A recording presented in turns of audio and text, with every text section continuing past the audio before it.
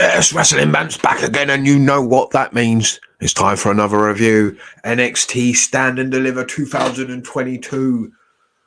Haven't watched a lot of NXT 2.0, to be honest with you. Gave up on it. But to be honest, I'm kind of getting back into it now after that. That was a very good show.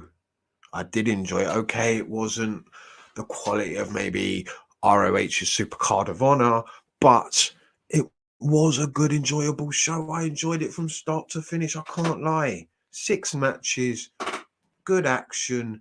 Okay, some of it wasn't fantastic. A couple of green guys in there and about, but a couple of botches around. But I still enjoyed the show. I sat back, couple of beers, watched the show. It was enjoyable. So let's run through it, shall we? We started off with a North American Championship ladder match. Now, multi-man ladder matches, I've seen a lot of them recently. We've seen a lot of multi-man ladder matches, and I'm kind of sick to death of them, to be honest with you. This wasn't bad. Not saying it wasn't. It was good. It was enjoyable. It was entertaining. The only problem I see from it, from my opinion, was why did we need all those people around him outside of the ring? They shouldn't have been anywhere near this match. Leave it to the guys in the ring to shine.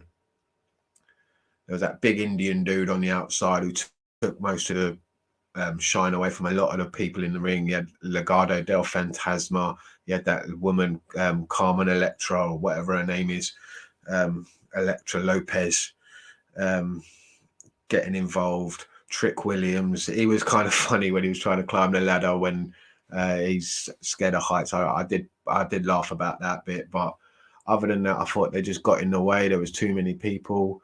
It was just a bit of a mess, really.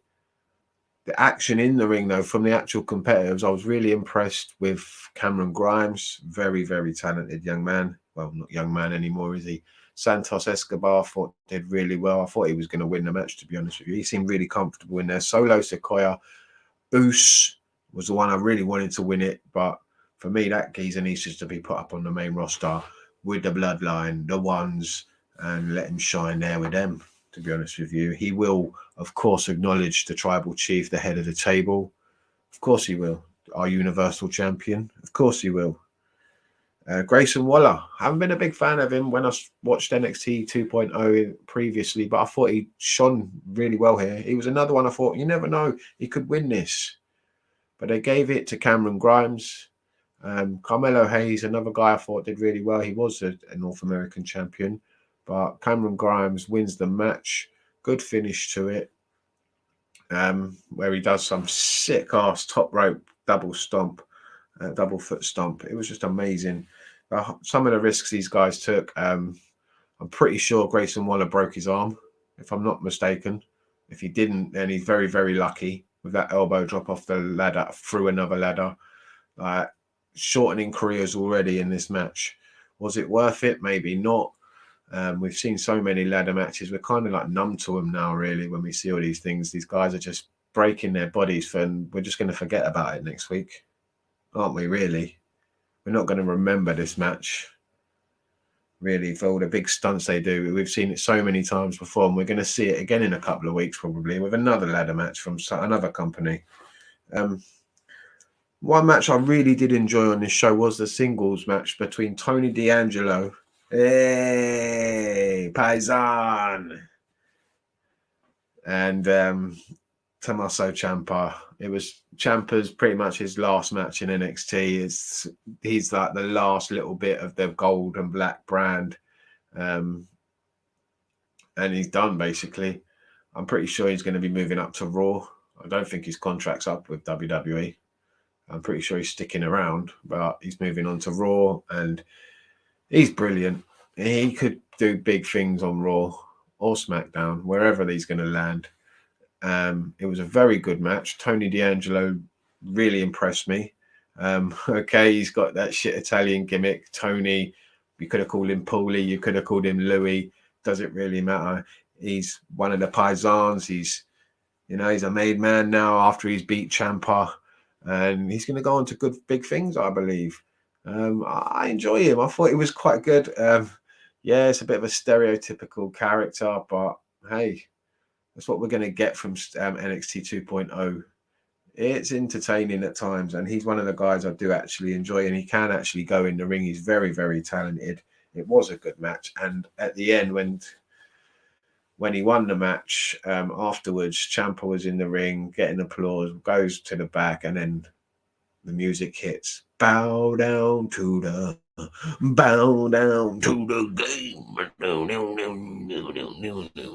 It was nice to see Triple H. It really was. Come out, and there was a bit of a emotional moment there with Triple H and Tommaso Ciampa. They embrace and pretty much saying, yeah, farewell, Ciampa was from NXT, and thank you for everything. Who knows what's in the future for Tommaso Ciampa, the Psycho Killer, the Black Heart. Who knows? Who knows? NXT Tag Team Championship was on the line. It was another multi-man tag match. And we're going to see a lot of these over the weekend. And this one was very good. I enjoyed it. All three teams were actually really good. One team that really impressed me was the Creed brothers. They've got a lot better since I last saw them. They've improved a hell of a lot, as have a lot of people on this show, I must admit. Very, very good. The match itself was good. I didn't expect MSK to win it, actually. I thought it was going to go to the Creed brothers, but MSK, just amazing. They're just so slick, quick, and just electric in the ring. It's just amazing watching them perform. Yeah, it was a good match. Shame Imperium didn't retain the titles. I am a fan of theirs. I think Fabian Eichner is so underrated, and Marcel Bartel is a great professional wrestler. We haven't even scratched the surface, I think, of how good he is in NXT yet. I think he's being kind of overshadowed by Gunther, Volta, whatever you want to call him, and the rest of Imperium. He can do a lot more, in my opinion. I've seen a lot more of him on the indies in Germany. He was very, very talented, and there's a lot more to come from them. And Eichner as well, very talented, very underrated, I believe. All three of Imperium, very, very talented individuals, and they deserve a lot more. NXT Women's Championship was on the line.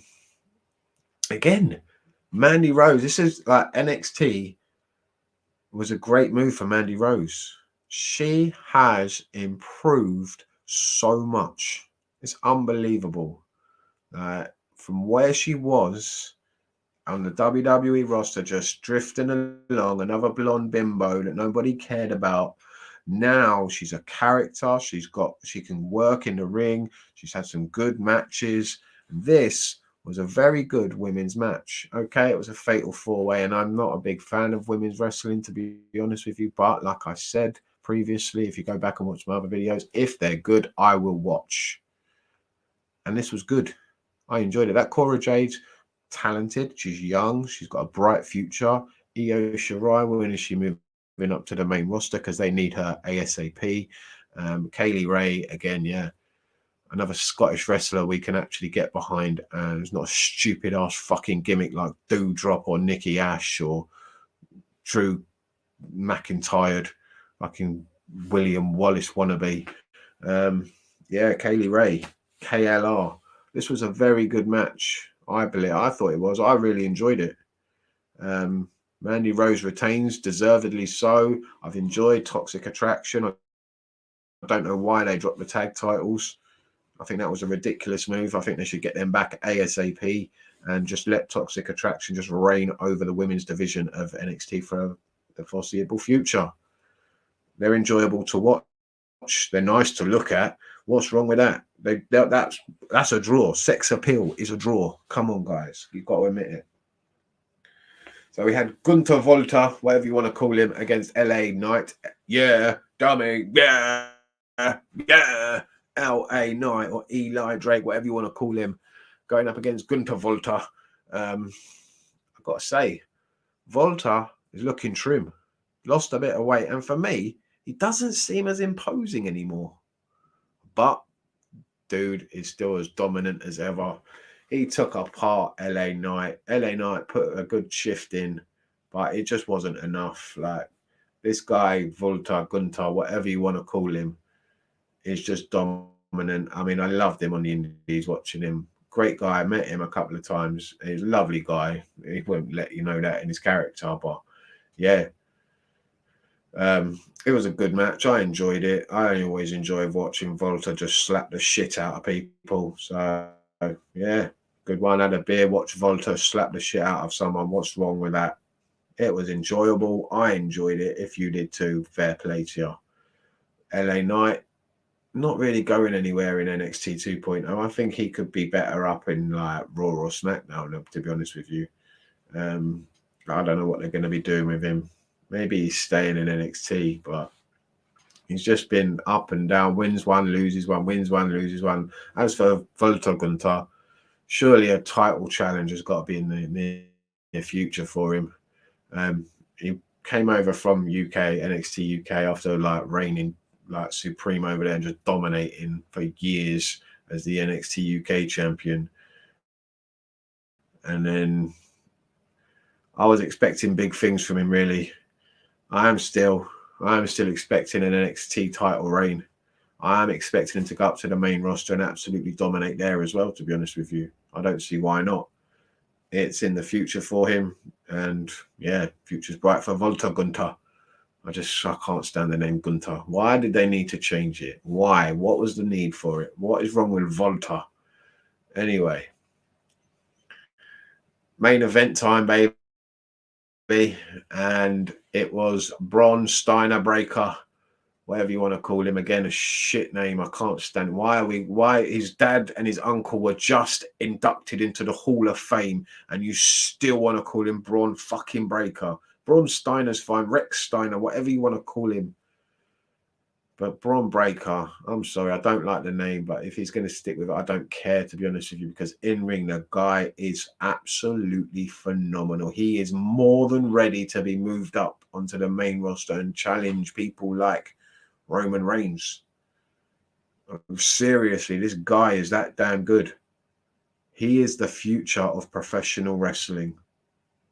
He will be main eventing WrestleMania in the very near future, in my opinion. He is that damn good. Dolph Ziggler got one hell of a match out of him tonight. Dolph Ziggler is one hell of a work. I don't care what anyone else will tell you. Oh, Dolph Ziggler sucks. Fuck Dolph Ziggler. They're fucking idiots if they can't realize how good a worker this guy is.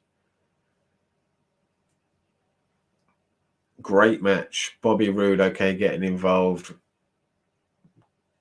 gives you reason to maybe go back there again. Like, okay, he didn't win clean, but that's the heel thing. You don't always want that. You want starting our breakup, Rex, whatever you want to call him, to look strong on the way out, and he did. He dominated Ziggler for a lot of the majority of the match. Ziggler sold his ass off, bumping like he'd never seen him before for some of it. Like those spears he took were just absolutely brutal. I enjoyed this match. It was a very good match. Very good way to finish NXT Stand and Deliver and make you want to watch NXT some more with the people like Dolph Ziggler, whose career has just been revived, in my opinion, in NXT. Seems like a completely different person. Him and Rude are just killing it there. And I just want to see more of them too in NXT. They're wasted on Raw or SmackDown, where they're just given like 5 minutes to have a tag match and lose to Dominic fucking Mysterio, where here they're actually made to look like fucking stars. It was a good match, really enjoyable. I'm glad Ziggler won. Ziggler deserves this. He deserves this spotlight. Braun Breaker's got a bright future up on the main roster. Ziggler's had his day up there. His time is here in NXT, helping younger talent grow and get ready for that main roster. That is his job now. And as champion, he can do that. He can hold that title for quite a while and help people grow. I don't see any reason why they should be taking the title off him unless he gets injured in the very near future. There's no need for it. The next 6 to 8 months, Ziggler should be the champion. Shouldn't be dropping that title. Anyway, I enjoyed NXT Stand and Deliver. Let me know what you think down below. Please watch this. Please subscribe. Please share this and get other wrestling fans involved. Thank you very much for watching, and I will see you next time. It will probably be for WrestleMania Night 1. I'm going to go watch the Hall of Fame now because I didn't watch it last night. I'll see you next time. WrestleMania, baby. Woo!